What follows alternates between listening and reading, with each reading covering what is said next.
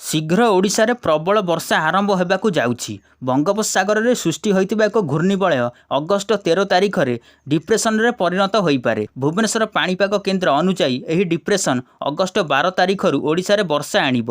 मालकानगिरी एवं कोरापुट रे प्रबल अति प्रबल वर्षा हेबार संभावना रही, जहाँ पई कमला सतर्कता जारी करा जाइछि। जहाँ व्यतीत गंजाम, गजपति एवं नयागढ़ रे हलदिया सतर्कता जारी करा जाइछि। अगस्ट 12 एवं अगस्ट 13 तारिख में मत्स्यजीवी मानकु समुद्र भितरकू न जिबाकू परामर्श दिया जाइछि। एही पाग परिवर्तन मुख्यतः दक्षिण ओडिशा को प्रभावित करिब।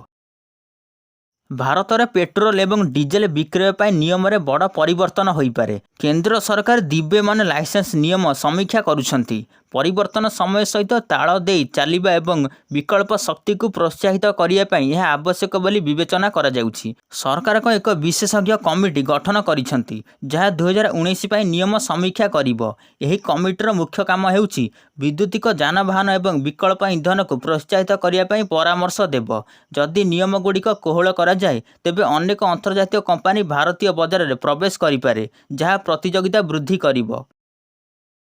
ओडिशा राजधानी भुवनेश्वर एक नूतन विश्वस्तरीय स्टाडियम निर्माण कराजिबो। एथिरे प्राय 1000 कोटी टंका खर्च हेबो। मुख्यमंत्री मोहन चरण माझी कलिंग स्टाडियम रे विश्व एथलेटिक्स चैंपियनशिप रो उद्घाटन अवसर में यही घोषणा करथिले। से कहिसंत जे सरकार राज्यर अन्य 14टी ब्लॉक रे उच्च मानर स्टाडियम निर्माण करियाक मध्ये योजना करिसंती, जहाँ पई 4124 कोटी टंकार बजेट बराद करा जाइछि।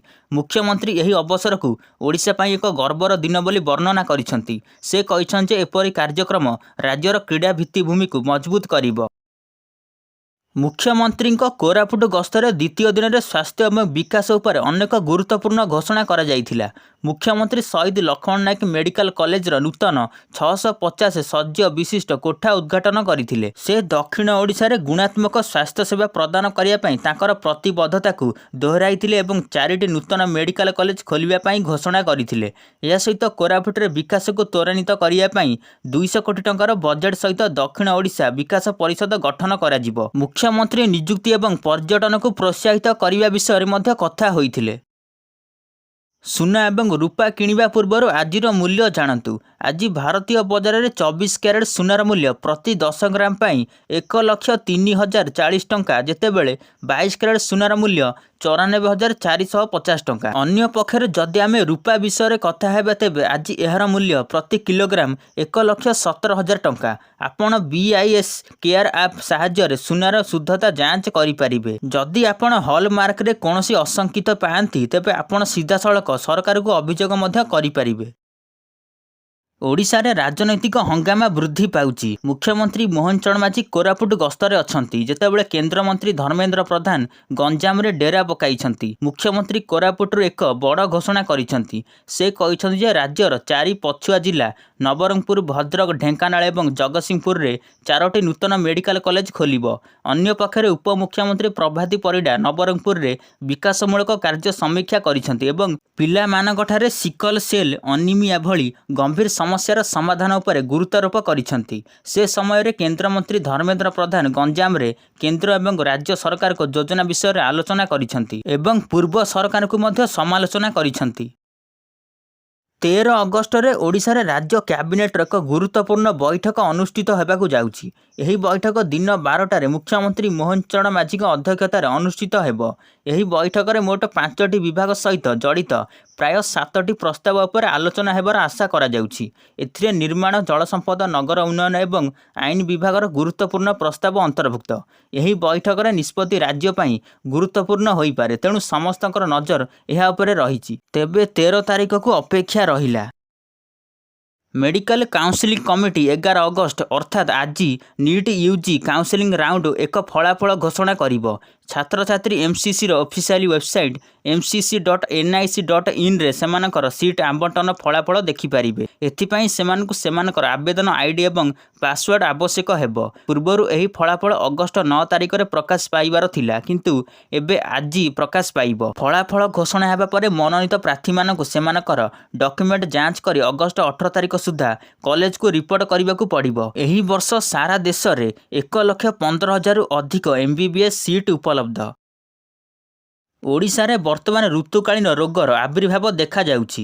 ଅନୁଗୁଳର ବନରା ପାଳରେ 12 ଜଣ ଲୋକ ମ୍ୟାଲେରିଆରେ ପୀଡ଼ିତ, ଯାହାର ମୁଖ୍ୟ କାରଣ ହେଉଛି ବସ୍ଷ୍ଟାଣ୍ଡ ଚାରିପାଖରେ ବିସ୍ତାରିତ ଅଳିଆ। ଏହା ବ୍ୟତୀତ ଅଟୋମଲ୍ଲିକ, ତାଳଚେର, କନ୍ଧମାଳ ଏବଂ ରାୟଗଡ଼ାରେ ମଧ୍ୟ ମ୍ୟାଲେରିଆ ଏବଂ ଡେଙ୍ଗୁ ମାମଲା ଦ୍ରୁତଗତିରେ ବୃଦ୍ଧି ପାଉଛି। ଏହି ବର୍ଷ କେବଳ ଭୁବନେଶ୍ୱରରେ 208 ଜଣ ଡେଙ୍ଗୁ ରୋଗୀ ଚିହ୍ନଟ ହୋଇଛନ୍ତି, ଯାହାପରେ ବିଏମ୍ସି 5ଟି ହଟସ୍ପଟ୍ ଘୋଷଣା କରିଛି।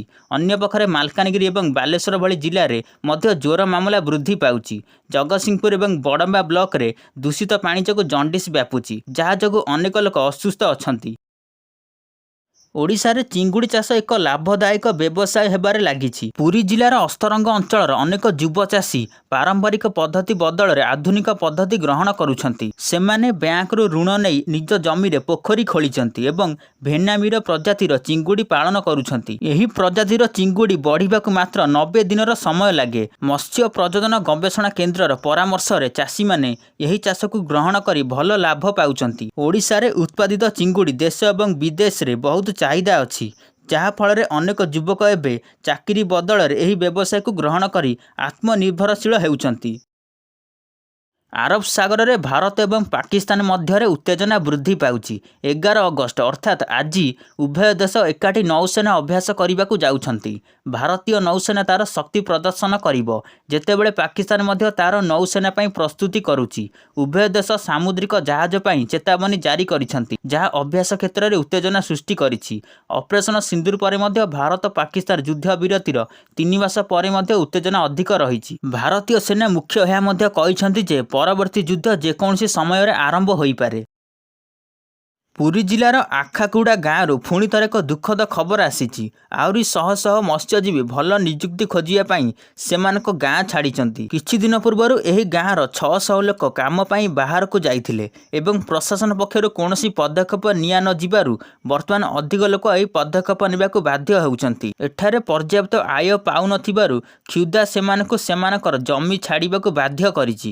ଏହି ମତ୍ସ୍ୟଜୀବୀମାନେ ସେମାନଙ୍କ ପରିବାରକୁ ପୋଷଣ କରିବା ପାଇଁ ଅନ୍ୟ ଅଞ୍ଚଳରେ କାମ କରିବାକୁ ବାଧ୍ୟ ହେଉଛନ୍ତି।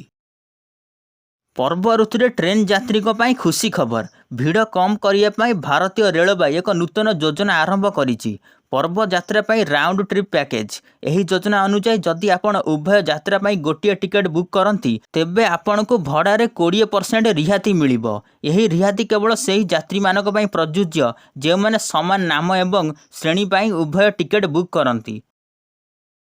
ରୁଷ ପୁଣି ଥରେ ତା'ର ବିପଦପୂର୍ଣ୍ଣ ପରମାଣୁ କ୍ଷେପଣାସ୍ତ୍ର ବୁରେଭଷ୍ଟନିକ୍ ପରୀକ୍ଷଣ କରିବାକୁ ପ୍ରସ୍ତୁତ ହେଉଛି। ଏହି କ୍ଷେପଣାସ୍ତ୍ର ନୋଭାୟା ଜେମଲିଆର ଆର୍କଟିକ୍ ଦ୍ୱୀପରେ ପରୀକ୍ଷଣ କରାଯାଇପାରେ, ଯାହା ପାଇଁ 500 କିଲୋମିଟରରୁ ଅଧିକ ଆକାଶ ସୀମା ବନ୍ଦ କରାଯାଇଛି। ବୁରେଭଷ୍ଟନିକ୍ ଏକ ପରମାଣୁ ଚାଳିତ କ୍ରୁଜ୍ କ୍ଷେପଣାସ୍ତ୍ର, ଯାହାକୁ ଆମେରିକା ଉଡ଼ାଣ ଚେର୍ନୋବିଲ୍ ବୋଲି କହୁଛି। ଏହାର ଆକ୍ରମଣ କ୍ଷମତା ଅସୀମ, କିନ୍ତୁ ଏହାର ପୂର୍ବ ପରୀକ୍ଷଣ ସଫଳ ହୋଇନଥିଲା ଏବଂ 2019ରେ ଏକ ଦୁର୍ଘଟଣା ପରେ 7 ଜଣ ବୈଜ୍ଞାନିକ ପ୍ରାଣ ହରାଇଥିଲେ। ଏହି ପରୀକ୍ଷଣ ଉପରେ ଆମେରିକା ମଧ୍ୟ ନଜର ରଖିଛି, ଯିଏ ପୂର୍ବରୁ ଏହି କ୍ଷେପଣାସ୍ତ୍ରକୁ ବନ୍ଦ କରିବାକୁ ଦାବି କରିଥିଲା। ଅପରେସନ ସିନ୍ଦୁର ସମଗ୍ର ଦେଶକୁ ଏକତ୍ର କରିଛି, ଏହା ସେନା ମୁଖ୍ୟ ଜେନେରାଲ ଉପେନ୍ଦ୍ର ତ୍ରିବେଦୀ କହିଛନ୍ତି। ସେ କହିଛନ୍ତି ଯେ 22 ଏପ୍ରିଲରେ ପହଲଗାମ ଘଟଣା ପରେ ସରକାର ସେନାକୁ ସମ୍ପୂର୍ଣ୍ଣ ସ୍ୱାଧୀନତା ଦେଇଥିଲେ। ଏହାପରେ 25 ଏପ୍ରିଲରେ ଅପରେସନ ସିନ୍ଦୁର ଆରମ୍ଭ ହୋଇଥିଲା। ଏହି ଅପରେସନରେ 9ଟି ଆତଙ୍କବାଦୀ ଅଡ୍ଡା ମଧ୍ୟରୁ 7ଟି ନଷ୍ଟ କରାଯାଇଥିଲା। ଜେନେରାଲ ତ୍ରିବେଦୀ କହିଛନ୍ତି ଯେ ଏପରି ରାଜନୈତିକ ସମର୍ଥନ ସୈନିକଙ୍କ ମନୋବଳକୁ ବୃଦ୍ଧି କରେ ଏବଂ ଏହା ଗ୍ରେ ଜୋନ୍ ଅପରେସନ ଏକ ମହାନ ଉଦାହରଣ। ଅଙ୍ଗୁଳର ରେଙ୍ଗାଲି ଜଳଭଣ୍ଡାରରୁ ପୁଣି ଥରେ ପାଣି ଛଡ଼ାଯାଇଛି। ଆଗାମୀ ନିମ୍ନଚାପ କ୍ଷେତ୍ର ଏବଂ ପ୍ରବଳ ବର୍ଷାର ସମ୍ଭାବନାକୁ ଦୃଷ୍ଟିରେ ରଖି ପ୍ରଶାସନ ଏହି ସତର୍କମୂଳକ ପଦକ୍ଷେପ ନେଇଛି। ଚଳିତ ବର୍ଷ ଏହା ଦ୍ୱିତୀୟ ଥର ପାଇଁ ଜଳଭଣ୍ଡାର ଗେଟ୍ ଖୋଲାଯାଇଛି। ବର୍ତ୍ତମାନ ଗୋଟିଏ ଗେଟ୍ରୁ 715 କ୍ୟୁସେକ୍ ପାଣି ଛଡ଼ାଯାଉଛି। ଅଧିକାରୀମାନେ ବ୍ରାହ୍ମଣୀ ନଦୀର ତଳ ମୁଣ୍ଡରେ ରହୁଥିବା ଲୋକଙ୍କୁ ସତର୍କ ରହିବାକୁ ଚେତାବନୀ ଦେଇଛନ୍ତି। ଲୋକମାନଙ୍କୁ ନଦୀ ପାଖକୁ ନ ଯିବାକୁ ଏବଂ ସେମାନଙ୍କ ପଶୁପାଳନକୁ ସୁରକ୍ଷିତ ରଖିବାକୁ କୁହାଯାଇଛି। ଏସ୍ଏସ୍ସି ସିଜିଏଲ୍ ପରୀକ୍ଷା ସହିତ ଜଡ଼ିତ ବଡ଼ ଖବର। ଯାନ୍ତ୍ରିକ ସମସ୍ୟା ଏବଂ ପ୍ରତିବାଦ ପରେ ଏସ୍ଏସ୍ସି ଅଗଷ୍ଟ 13 ତାରିଖରେ ହେବାକୁ ଥିବା ପରୀକ୍ଷାକୁ ସ୍ଥଗିତ ରଖିଛି। ପରୀକ୍ଷା ଏବେ ସେପ୍ଟେମ୍ବର ପ୍ରଥମ ସପ୍ତାହରୁ ଆରମ୍ଭ ହେବ। ଏହା ସହିତ ଯେଉଁ ପ୍ରାର୍ଥୀମାନେ ଯାନ୍ତ୍ରିକ ସମସ୍ୟା ଯୋଗୁଁ ପୂର୍ବରୁ ପରୀକ୍ଷା ଦେବାରେ ସୁଯୋଗ ପାଇନଥିଲେ, ସେମାନଙ୍କୁ ଅଗଷ୍ଟ 29 ତାରିଖରେ ପୁନଃ ପରୀକ୍ଷା ପାଇଁ ଉପସ୍ଥିତ ହେବାକୁ ପଡ଼ିବ। ସେମାନଙ୍କର ପ୍ରବେଶପତ୍ର ଅଗଷ୍ଟ 26ରୁ ଡାଉନଲୋଡ୍ ପାଇଁ ଉପଲବ୍ଧ ହେବ। କନ୍ଧମାଳ ଜିଲ୍ଲାର ଘୁ ଉଦୟଗିରି ଅଞ୍ଚଳରେ ରାତିରେ ଏକ ହାତୀ ଲୋକଙ୍କ ନିଦ ହଜାଇଛି। ଏହି ହାତୀ ଗତ 3 ମାସ ଧରି ସେହି ଅଞ୍ଚଳରେ ବୁଲୁଛି ଏବଂ ଏବେ ଆବାସିକ ଅଞ୍ଚଳରେ ପ୍ରବେଶ କରିବା ଆରମ୍ଭ କରିଛି। ଏହା ଏକ ଘରେ ପଶି ସମ୍ପୂର୍ଣ୍ଣ ନଷ୍ଟ କରିଦେଇଛି ଏବଂ ଘରର ସମସ୍ତ ଖାଦ୍ୟ ଖାଇ ଦେଇଛି। ଭୟରେ ଲୋକମାନେ ସାରା ରାତି ନିଜ ପିଲାମାନଙ୍କ ସହିତ ଛାତ ଉପରେ ଆଶ୍ରୟ ନେବାକୁ ବାଧ୍ୟ ହେଉଛନ୍ତି। ଏପର୍ଯ୍ୟନ୍ତ ଏହି ହାତୀଟି 3 ଜଣଙ୍କୁ ମଧ୍ୟ ମାରି ସାରିଛି। ବନ ବିଭାଗର 70ରୁ ଅଧିକ ଅଧିକାରୀ ଏହାକୁ ଗୋଡ଼ାଇବାକୁ ଚେଷ୍ଟା କରୁଛନ୍ତି, କିନ୍ତୁ ଏପର୍ଯ୍ୟନ୍ତ ସେମାନେ ସଫଳ ହୋଇନାହାନ୍ତି।